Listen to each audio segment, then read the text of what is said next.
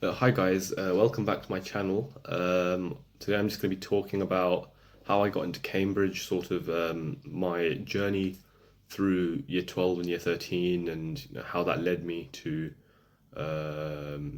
meeting my offer for engineering, which hopefully I'll start in October 2025, so next month. So just before we get started, I just want to make some disclaimers. I went to a state school first of all. So, I already know people are going to say in the comments, oh, private school, this, whatever. No, to be fair, I did go to a pretty selective state school, so your mileage may vary there. This is going to be engineering focused, because, that's what I applied for, that's what I got into. So, keep that in mind, but there may be some things that are relevant for other courses as well. And again, my journey may not work for you. And this is what I did. And you could do very similar things and maybe not get the results that you're expecting, or you could do very different things and still get into the top unis. So as I said, your mileage may vary. And as I said, this is just me. I'm not a professional. Listen to your admissions tutors at school.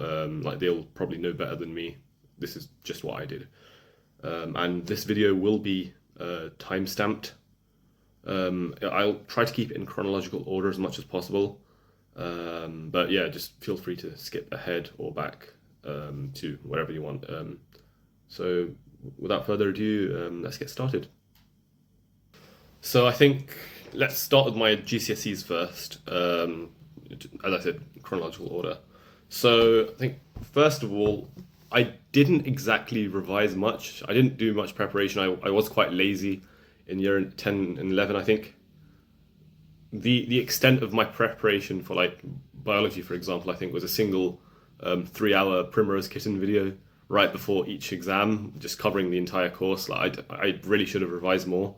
I got decent grades. I got 2 9s, 4 8s, 4 7s, and a 6. So 9 in maths, 7 in English Lit, and 6 in English Language. So it's decent, but it's not amazing. And I was supposed to get a lot better. Like in my mocks, I did better, and my predicted grades were a lot higher. But as I said, they're not the best grades. But I do think good GCSEs are sort of overestimated in terms of their importance for uni.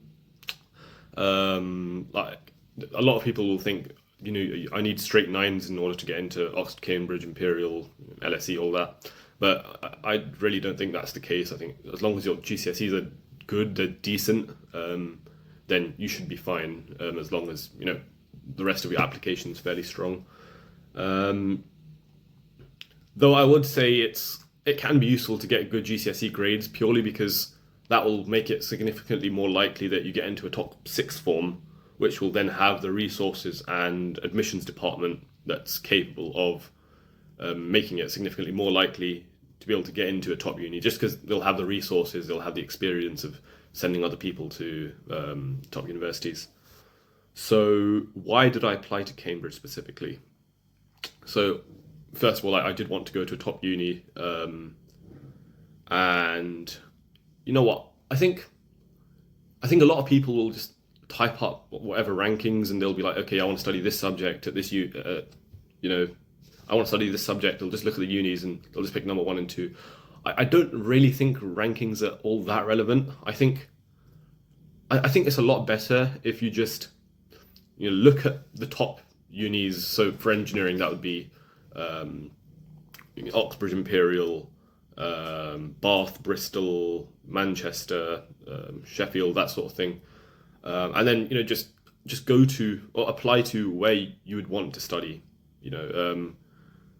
It doesn't really matter if you apply to someone that's ranked number 1 and number 3, and pick number 1 over number 3 purely because it's number 1. I mean, these rankings are highly subjective, so just go to where you want to study. Like, so for example, I got offers. So I applied to Cambridge, Imperial, Bath, Bristol, and Leicester. So Leicester was my safety. And then I got offers from all of them for aerospace engineering, or Cambridge I got an offer for engineering because you can't basically they only do engineering. Like you can't really apply for aerospace engineering specifically.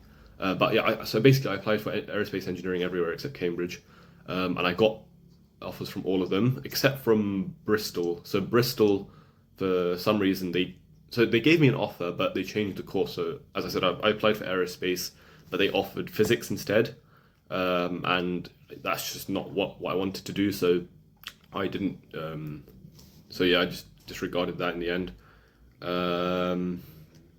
In terms of Imperial, I mean, I already live in London, and I'm not the biggest fan of big cities, so I did kind of want to move out.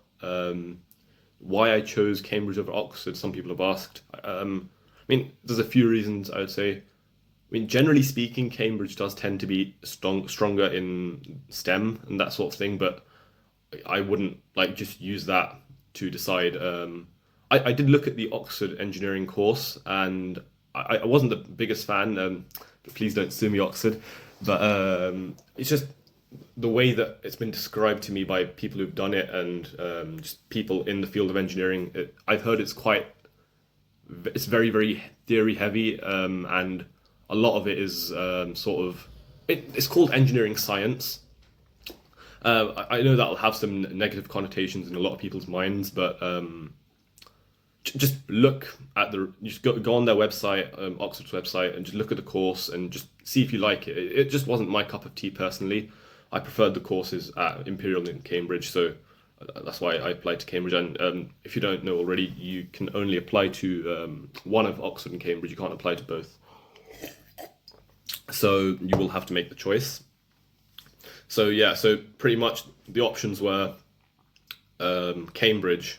I didn't want to go to Imperial. Bristol changed it to a course I didn't want to do. Bath and Leicester. So Leicester, I think it's not really considered anywhere near the same caliber as the others. I did say that rankings don't matter that much, but there is still like levels of how good a uni is for certain subjects. So really it was Cambridge and Bath. So Cambridge, that's where I really wanted to go.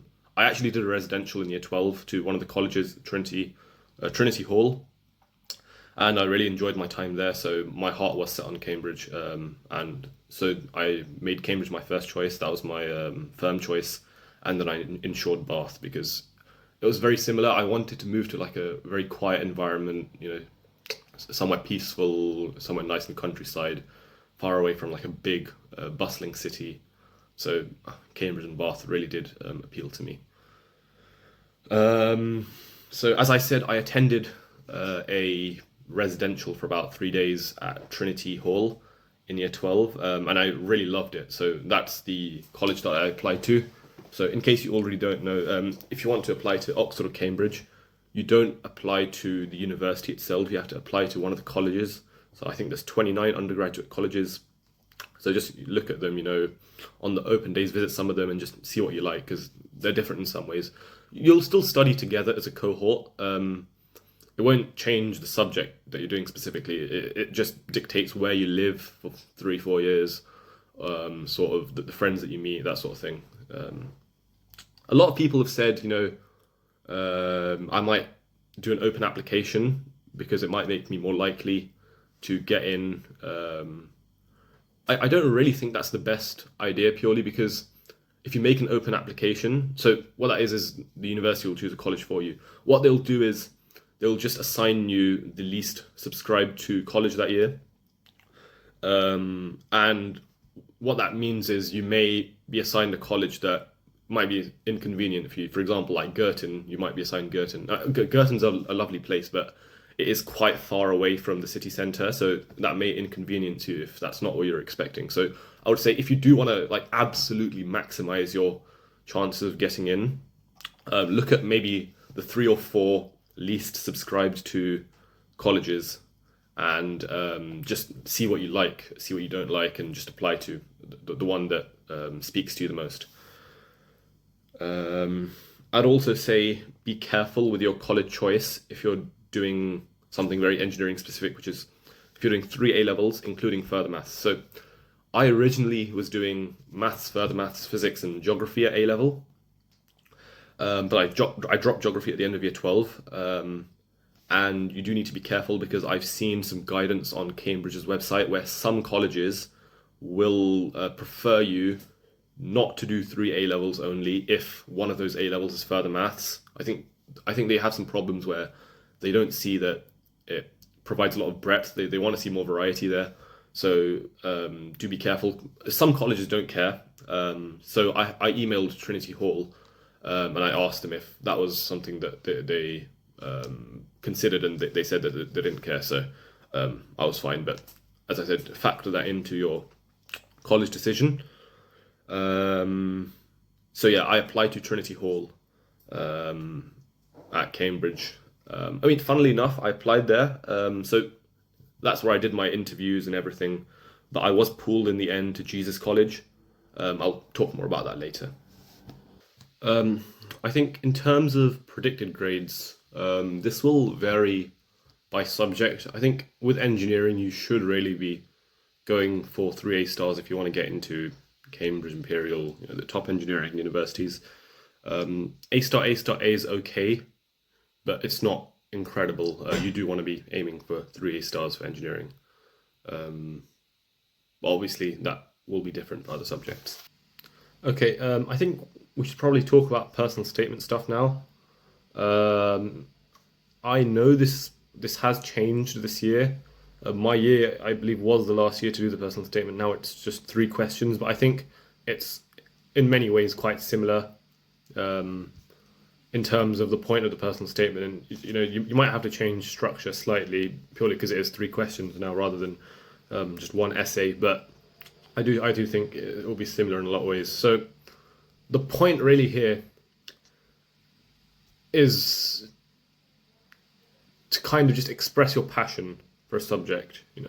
The admissions tutors, I think, they just want to know why you love the subject, and they want to know that you're hardworking and willing to take part in things that are related to your subject. It shows your dedication, your passion, and they just want to see that you're a good fit, I think, for the course. I'll go through my personal statement as well.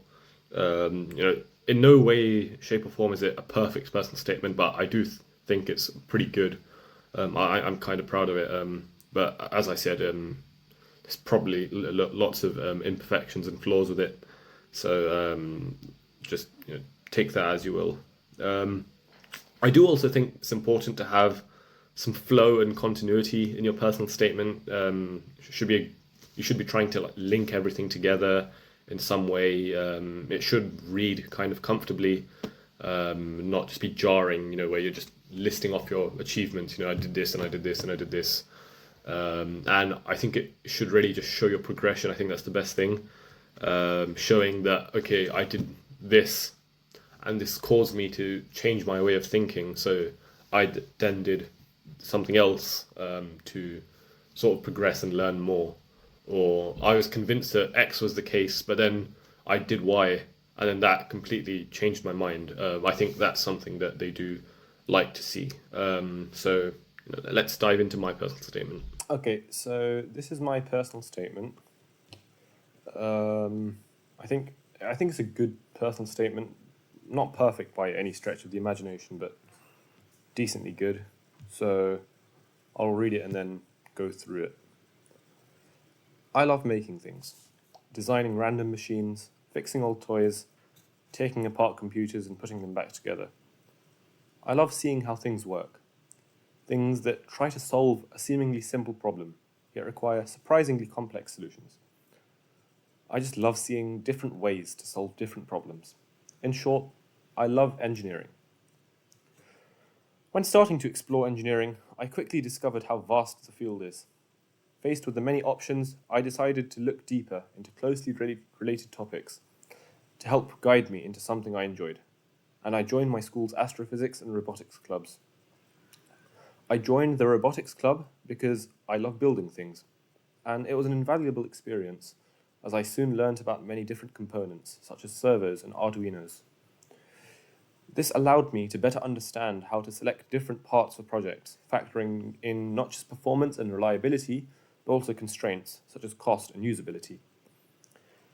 I also joined the Astrophysics Club because I already had a profound fascination for space exploration, and I thoroughly enjoyed my project, which involved using Python to analyze exoplanet transits. This significantly helped improve my programming skills, especially easing my unfamiliarity with external libraries such as NumPy and Matplotlib. Having presented my project at school, I realized that I wanted to do more. Something still in the realm of space exploration, but directly linked to engineering. So I wrote an academic reviewed research paper on renewable alternate rocket propulsion methods. I discussed topics from Newton's law of gravitation to nuclear ion propulsion, and researching for the paper was an instrumental step in my journey as it allowed me to realize my passion for aeronautical engineering. To further my confidence in the subject, I attended an aeronautical engineering summer school at Imperial College London. During my stay, I learned a great deal about what it's like to be an aeronautics student, on the theoretical and practical side. I learned topics from how factors like angle of attack affect lift, to different types of pressure and how they relate to drag, to Hohmann transfers, and orbital mechanics. I particularly enjoyed orbital mechanics, and later presented about it to other groups at the summer school, which really cemented my passion for aeronautical engineering. We also used SolidWorks to 3D print parts for RC cars, which we tested against each other. This was fantastic. This was a fantastic opportunity, as it sparked an interest in me for CAD and led me to create many models of things like my room in Autodesk Fusion. Engineering has also made me deeply fascinated with maths. It seems incredible that such a theoretical and abstract subject fits so elegantly into reality, arguably being the backbone of engineering. I recently attended a maths enrichment day, during which we discussed Buffon's needle problem, and I was amazed to find that the probability of such an innately physical occurrence could be in any way related to something so seemingly unrelated and abstract as pi. And this led me to take part in more maths-related events. For example, I took part in the UKMT Team Challenge, where I had to fuse my maths ability with teamwork, and learning my teammates' thought processes while training for it certainly helped develop my own problem-solving skills. I also took part in many other programs, such as Orbits, a 6-month PhD-led research project on how different plastics interact with radiation, which I presented at UCL, discussing topics like the Beer-Lambert law and Compton scattering. I also became a maths scholar at my school, where I learned and presented different higher-level maths subtopics weekly, such as Brouwer's fixed point theorem and the matrix tree theorem. These incredible experiences helped further develop my skills in problem solving, data analysis, and teamwork, all of which I think would be extremely valuable in any engineer. Okay, let's go through this. No, I don't want to draw with touch. Okay, so this first paragraph, I think it is a bit cringe. I love making things. It's a bit out there, but I think the idea here is just to just present myself first of all, just a few phrases about why I love it, why I love engineering, who I am, why I want to study it. Just a quick overview. I do think it's important to have like a good introduction, but it's not the be all and end all. Okay, so now I talk about. So I think you may notice that I've kind of structured this in a journey where I'm first talking about exploring engineering, then I'm talking about looking into specific things and seeing what I like, and something piquing my interest and looking more into it, and then really enjoying that. So that's more of what I was talking about earlier, where it's important to mention your journey and your progression. So yeah, just talking about how vast the field is, closely related topics, yeah. So different types of engineering. So yeah, just mention specific things that I did to look at different fields. Yeah, robotics club, just things like this allowed me to So I think so here I said so I joined Astrophysics and Robotics Club, and here I'm talking about what I did in Robotics Club and what I learned, and then I'm talking about that. Then I'm talking about how that developed me and how that led me to think in a certain way. To consider parts for performance and reliability, but also constraints like cost and usability. So again, I'm talking about what I did, how that's relevant to my journey, and then how that shaped me in the way that I think. That's something that I think is quite important to put on your personal statements. So here I'm talking about I already had a profound fascination for space exploration, so I decided to do the astrophysics club, and then I really enjoyed it, and then I used stuff like Python, yada yada yada, and then that developed my own programming skills, and I was unfamiliar with this before, and then I've gotten better with it. So let's talk about that. So yeah, so here's exactly what I'm saying. Where I did all of this, and then I realized I wanted to do more. So I wrote a little research paper. So I think a lot of people think that with your personal statement, with your super curriculars, you have to do like sort of these formal programs that are run by these institutions like universities and whatnot. But I really don't think that's the case. I think especially with engineering or maths or that sort of thing, you can literally just research something online, read about it, and then just write a little paper about it, and get some just email it to maybe a university professor or maybe even one of your own teachers, and just see what they say. Yeah, so it doesn't have to be super formal. So yeah, here I've just said I wrote this paper, and I think it led me more into aeronautical/aerospace specifically. So again, I'm just talking about my journey here. And I think this was probably my best super curricular, my summer school at Imperial.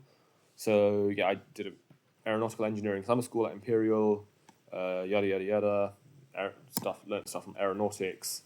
So like wing design and how an aeroplane actually works, how drag affects it, and then also some like space stuff with Hohmann transfers and orbital mechanics. And then presenting it. So again, I'm just showing that I've learned something and I'm able to then teach it in a capacity, which I think is a fairly valuable skill. So again, here I'm saying we also use SolidWorks to 3D print RC cars parts. So I did something, and then that led me to really enjoy it. And then I was like, okay, let's do some more. So then sparked interest in me for CAD and led me to create models of things like my Roman Autodesk Fusion. So again, that's I think the point, or not the point, but I think that's what's good to do with your personal statement, where I did X, made me think Y, really liked it, so then I did Z, and then just kept going and showing your journey.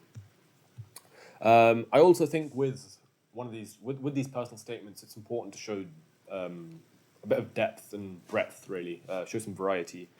I don't think you should be too sort of narrow with this. Even if you're only applying to one type of engineering, make it vary. Talk about some math stuff, some physics stuff, some science stuff in general. Talk about civil engineering, aerospace, nuclear, whatever. Just talk about a variety, and then if you want, show, okay, I've looked at all of this, and this is specifically what's interested me. They want to know that you're a good fit and that you've explored other avenues, and then come to like a reasonable decision with your course. So yeah, I'm just talking about maths here now. Not gonna lie, I had some words left, and I was like, okay, how else do I add it? I had a lot of super curriculars that I couldn't fit on here, and that will probably be the case for all of you as well, where you're just going to do so much stuff and it's a very limited amount of space, so you'll have to leave a lot of stuff out, like I did. But yeah, I just wanted to show some variety. So I said, yeah, deeply fascinated with maths. So then I looked at some math stuff.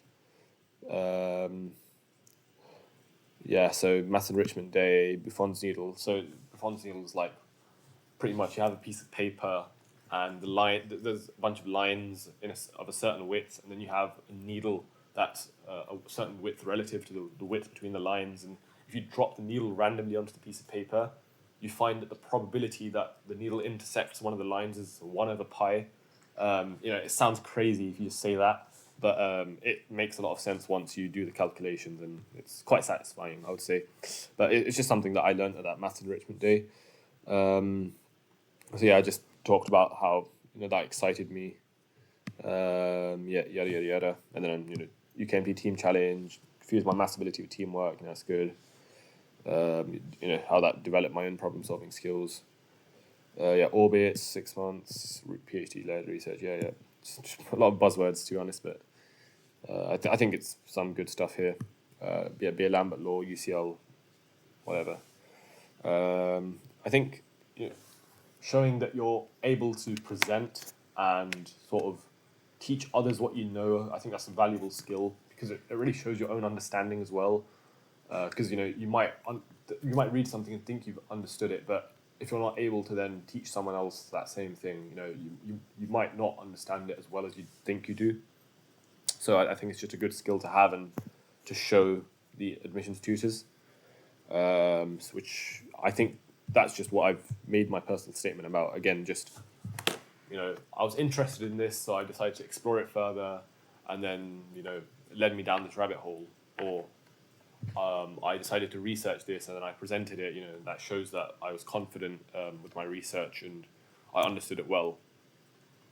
I think some general advice for personal statement writing, I would say, don't get too technical. You don't want to start really lecturing these admissions tutors because they are subject experts. So they will know what you're talking about. So I would say probably don't go into super fine technical detail about how some random, I don't know, a scramjet engine works, or something like that. Just mention something specific, and then just focus on how that shaped you. How did that make me think differently? How did that inspire me? How did that cause me to then explore this field or whatever? I think that's probably the best way to approach, at least for an engineering personal statement. I could be wildly wrong for other stuff, but I do think that's the way that this should be done. Okay, so next let's talk about the entrance exams, since people are sort of, they tend to be a little worried about them, but I wouldn't. So for engineering at Cambridge and Imperial, you have to do the ESAT. So I did that, I think it was in October. I could be wrong. In terms of how it is compared to other entrance exams, it's fairly easy. The questions aren't difficult. The only problem is that you don't get much time, so it is quite time intensive. So you do need to practice to get used to that. It's unlikely that you'll finish all the questions and get them right. So you just have to be able to do them very quickly. So I started revising approximately, I would say, about a month before. And I was using it, because I was the first year to do it. There was no past papers, so I used the old spec, which is called the Anger, to do that. And I use the non-calculator parts because the ESAT is completely non-calculator. So the ESAT's 3 modules. I think you have to do Maths 1 and then you choose the other 2, but you might have to do certain modules if you're applying for certain subjects. I'm not too sure because it's not just for engineering, it's also for natural sciences at Cambridge, and it might be for some other courses as well. I'm not 100% certain. But so 3 modules, and you'll get graded from 1 to 9, or it might even be 0 to 9, I'm not sure. But the max grade is a 9, but a 9 is extremely ambitious. So I got a 7.6 on Maths 1, a 5.3 on Maths 2, and a 5.9 in maths, in physics. So an average of about 6 to 6.5, I think. So keep in mind that the average grade that people normally get is about 4.5 across all modules. So I would say an average of about 5 to 5.5 is decent and will probably get you an interview. But I can't make any promises. I'm not an admissions tutor. And then I would say about an average of 5.5 to 6, that's quite good, and will almost certainly get you an interview. And then I would say if you're getting anything above like a 6, 6.5, then if you don't get in, I would say that it's very unlikely that the entrance exam was the reason that you don't get in. So there's also some sample questions to practice on the ESAT TMUA website, but I would recommend doing them last, purely because they're very limited. So I did them I think the day before, or at least the week of the ESAT, because the ESAT is on a computer, it's not on paper, so it's multiple choice, and you have a whiteboard to do some working out. So I would say do that at the end so that you're expecting the format. But yeah, just keep that in mind. I think we should probably talk about interviews now, since that's normally the scary part, and people do find that quite daunting. So Cambridge tends to interview more than Oxford, I think, and Imperial only interviews for some subjects. So if you're applying to Oxbridge, it will be 2 to 3 interviews. If I remember correctly, I had 1 interview for Imperial, but I have no idea how it is normally. I just know that it's 2 to 3 interviews for Oxbridge. And as I said, you're more likely to get an interview for Cambridge. I would say don't be scared. Just treat it like an academic discussion. You'll be asked some questions, and I mean, obviously, you need to do well. You need to kind of show that you're good, but then they are going to put you on the spot. You don't have to, like, you're not expected to know everything. I can't give any specifics about my interviews. I don't think we're allowed. It's confidential. But I'll give some of the general advice that was given to me before my interviews that I thought was useful. So they're not out to get you, I would say. Just keep that in mind. They'll ask you some questions, and some of the stuff you will know how to do, some of the stuff you won't know. So if you don't know how to do something, I would say just ask for a bit of information. You could.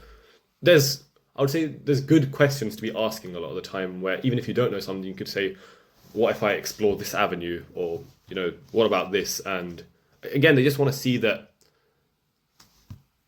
They just want to see that you're able to think in a way that's critical and good for your subject, and that they can teach you what you need to know.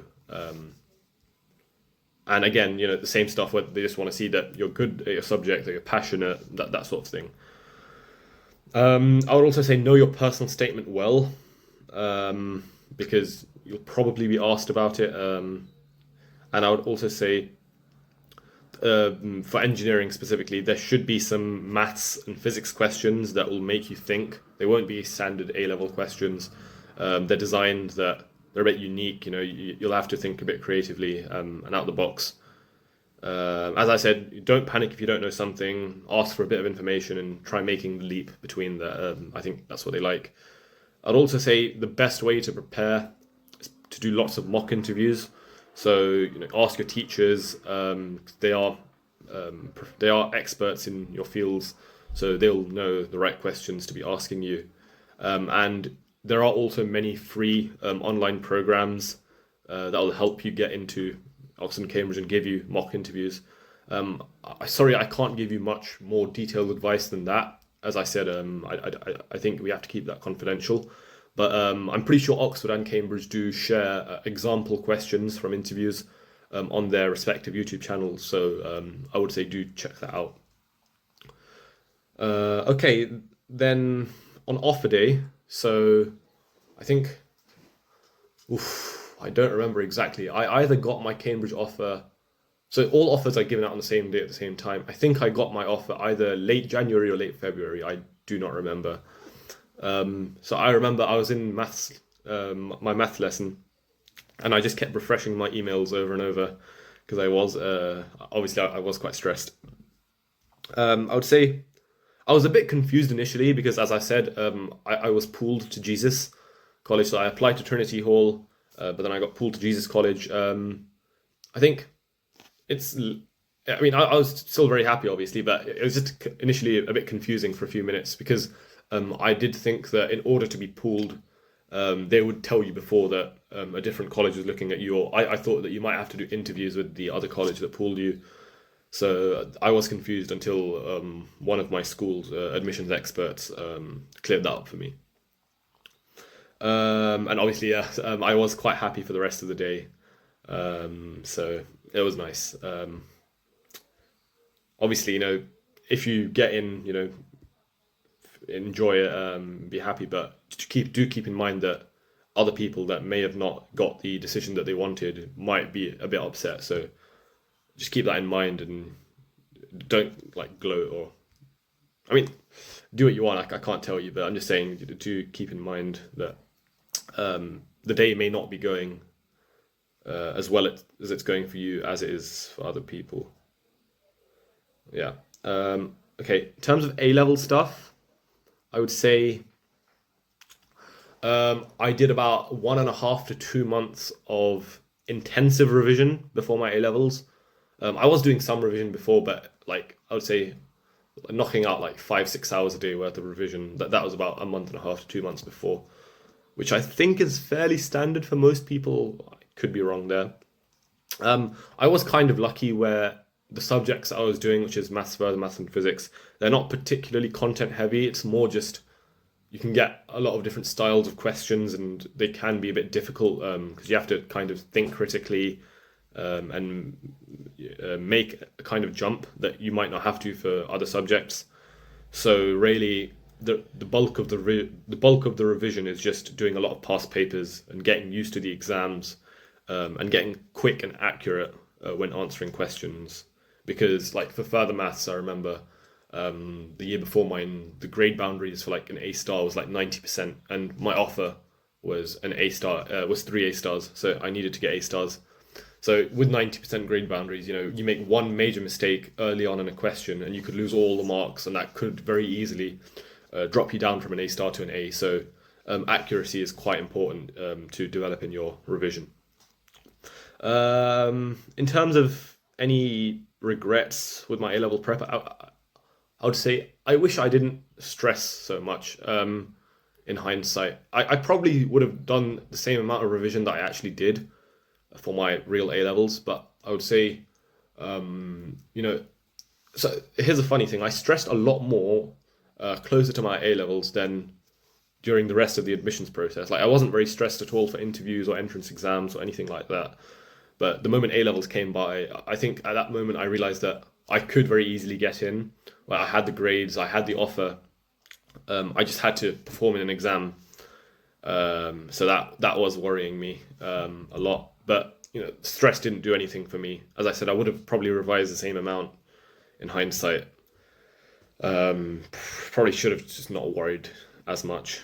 And then results day came along, 14th of August. I met my offer conditions and I got in. So yeah, obviously I am quite happy. I'll start my engineering course at Cambridge Jesus College in October 2025. So in a few weeks. And yeah, that's my journey. So if you have any questions, do feel free to put them in the comments. I'll try to respond to as many as possible. Please do subscribe because this is a growing channel and I am uploading quite infrequently. So, support me if you want. Don't support me if you don't want. And I'll see you later. Thank you.